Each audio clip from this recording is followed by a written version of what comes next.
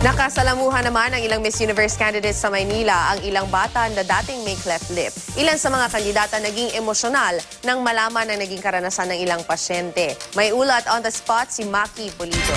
Maki? Alam mo, Luwan, dahil sa naging emotional sila, no, yung mga ilang kandidata talagang lumuha pa habang nakikipagkwentuhan at malaman yung mga naging karanasan ng mga dating cleft patients ng charity group na Smile Train. Dumalo kasi yung ilang mga kandidata sa isang event nitong charity group na Smile Train. Ito ay isang grupo na tumutulong na maoperahan yung may mga bingot.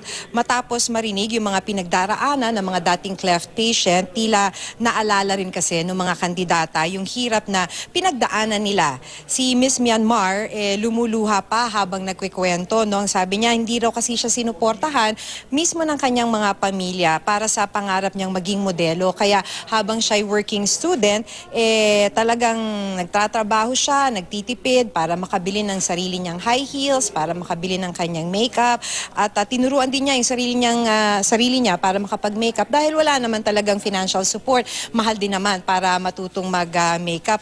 At dahil wala nga raw siyang pera, kahit na para sa pamasahe, may mga events daw or modeling events and trainings na talagang mula sa kanyang bahay, nilalakad niya, tumatakbo siya para lang makapunta doon, para matipid niya na sa halip na ipamasahe, pambibili na lang niya ng sapatos. Sabi nga niya doon sa mga cleft patients or dating cleft patients, huwag susuko.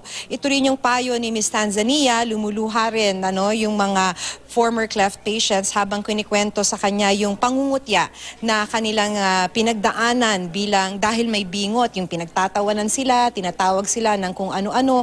Tapos habang nakikipagkwentuhan sila kay Miss Tanzania, talagang naluluha sila ng maalala yung mga ganito nilang karanasan. Sabi ni Miss Tanzania, kahit daw siya, kinutya at nakaranas din ng diskriminasyon habang lumalaki. May panahon daw kasi na tumira siya sa bansang Lebanon at habang siya naroon, tinatawag siyang itim because she is mixed race. Sabi ni Miss Tanzania, dapat hindi gawin ng sino man, talaga naman yun yung payo niya sa kahit na sino na makakarinig dun sa kanyang pahayag, huwag mangutya ng mga cleft patients dahil tama naman, hindi naman tama to. Pangarap ng dalawang Smile Train beneficiaries na maging model, kaya kahit ilang minuto lang ay tinuruan ni Miss Tanzania ang dalawa kung paano mag-catwalk. Ang payo ni Miss Haiti naman, if you have a dream, fight for it. Na-inspire ang mga Miss U candidates sa kwento ng pakikipaglaban ng mga cleft patients at ang maging yung mga cleft patients na-inspire sa mga kwentong ibinahagi ng mga kandidata para maabot ang kanilang mga pangarap. Sabi nga ng ilang mga kandidata, isa na raw itong event na pinuntahan nila ngayong umaga sa mga paborito nila mula nang sila'y dumating dito sa Pilipinas para sa pageant. Luan?